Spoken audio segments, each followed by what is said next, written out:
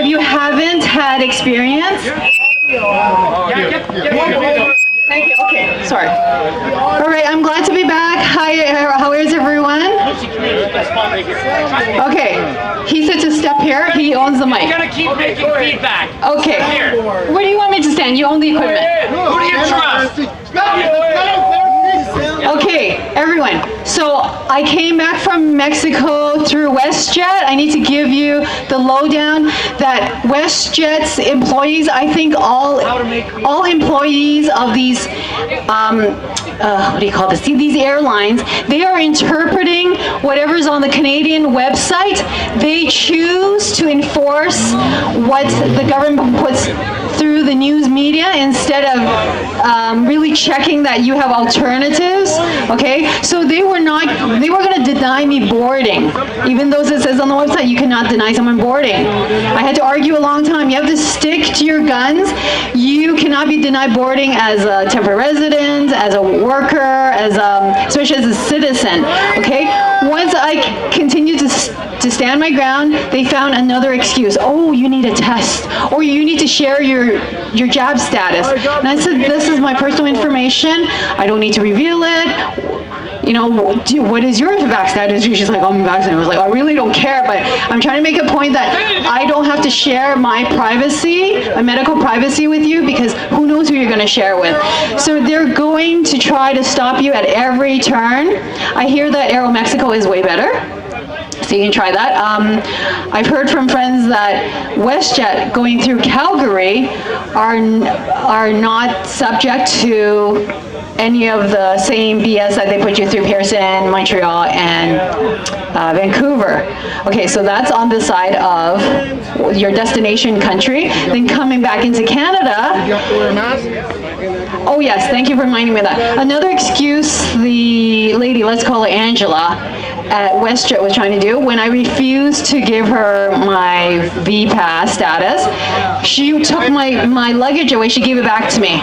She really did not was not allowing me to board. I got here late. So you can figure out what I had to do, right? I had to play their game. It's a game, and you have to remain calm and not fearful, because the goal of them creating these confusions and demand is for you to be scared, and you know, the elite evils, they feed on that. So I think I was filled with the lights that day, and I was just educating them. I wasn't fearful, I wasn't mad, I was spending time educating them.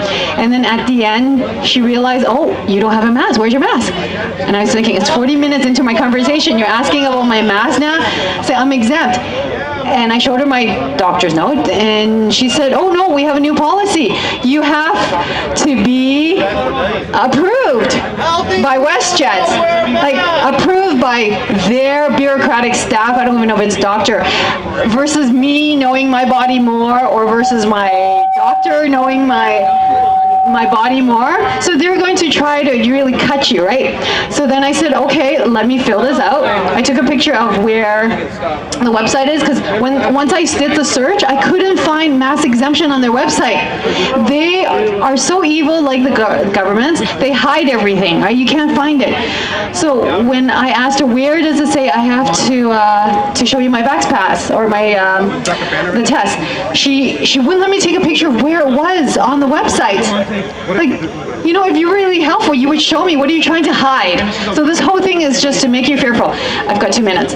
Okay, flying into Pearson, coming through, the guard, if you listen to the ex-border cop, Patrick McNully, he says you tell the customs border officer, you refuse. I did. Then she said, well, take this ticket.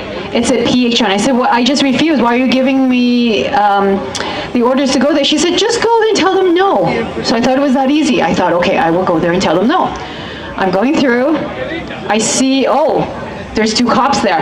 You know the PH part at the top of the ticket? I was thinking, can I rip this off? Can I rip the PH part off? And I thought that might get me more in trouble. So I gave the ticket. They said, you have to see public health. I said, no, I don't. I refuse. There's nothing wrong with me. I'm going to get my baggage. Goodbye. They stopped me. I said, officer, you're retaining me. And I thought, Patrick, the ex-border cop, says if they say yes they are, they have to tell you why, and I have to call my lawyer.